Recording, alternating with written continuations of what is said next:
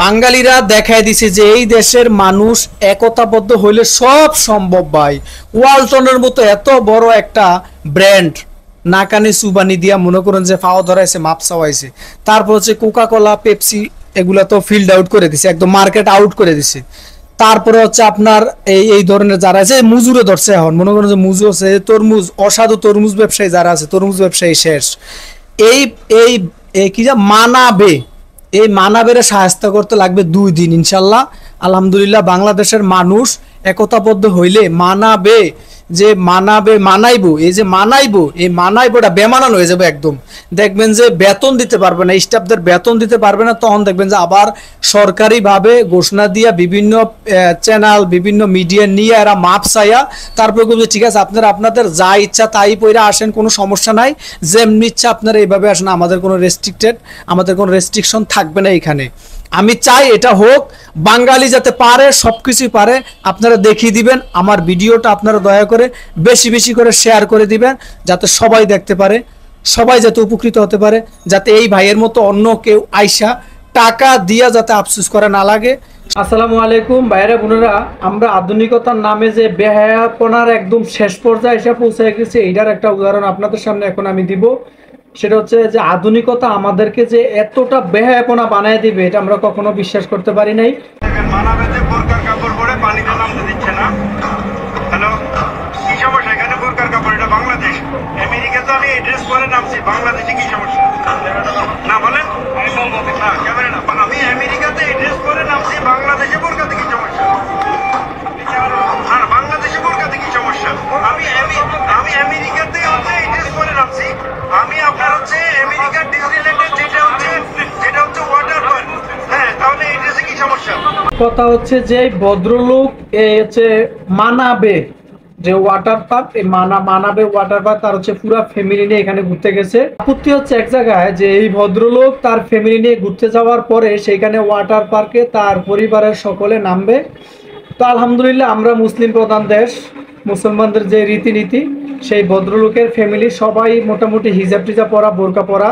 এখানে দায়িত্বরত বা কর্মরত যে ভাই, ওই ভাই আইসা অবজেকশন দিছে যে বোরকা পরে বা হিজাব পরে এখানে নামা যাবে না, এই পানিতে বোরকা বা হিজাবের রেস্ট্রিকশন আছে, এইভাবে নামা যাবে না। এই ওয়াটার পার্কে নামলে আপনাকে বোরকা খুলেই নামতে হবে, বাস এক কথা। সে আপনাকে বডি প্রদর্শন করাতে হবে, দেহ প্রদর্শন করে আপনাকে মানাবেতে আপনাকে যাইতে হবে।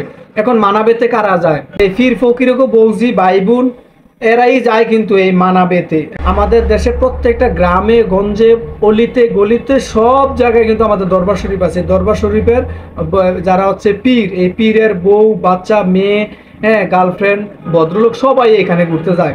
সো এখানে গেলে তাহলে বুঝেন যে এর আগে এই ভদ্রলোক কিন্তু প্রতিবাদ করছে। এই প্রতিবাদের আগে কিন্তু যারা গেছে তারা কিন্তু বোরকা খুলি পানিতে নামতে হয়েছে, ভিজা কাপড়ে বডি দর্শন করাইতে হয়েছে মানুষদেরকে। আর যুক্তি হলো ঠিক আছে, এই যে ভদ্রলোক বলছে যে বোরকা খুলে যাইতে হইব, ঠিক আছে, আমি যে এত টাকা খরচ করে এনো জামু, আমি গেলে যদি মনে করেন যে বোরকা পরা দেখি, আমার তো ভাই মনটা মানাইবো না। আমি ভাই বোরকা পরা টোরকা পরা আমি দেখতে পারুম না, আমার দেখতে ভাই একদম খোলামেলা, মনে করেন যে লাইগা লুইগা লইছে পানিতে ভিজা সব দেখা যাইতেছে, আমার এটি দেখতে হইব, আমার টাকা উসুল হইতে হইব।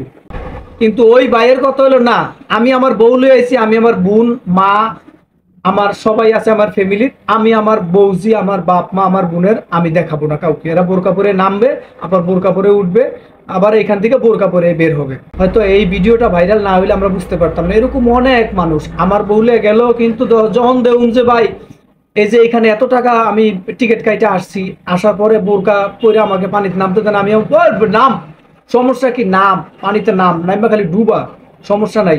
একটু দেখলে কি হয়েছে, একটু দেখলে কি হয়েছে? এই যে পার্কের ভিতরে এই যে বোরকা নিয়ে ঢুকলো, ঢুকার পরে ওয়াটার পার্কে বোরকা সহ নামতে দিবে না, ওনাদের সেফটির ব্যাপার। পানিতে নামবে, সেফটি কি? বোরকা পেঁচায় পরে মরে যাবো গা।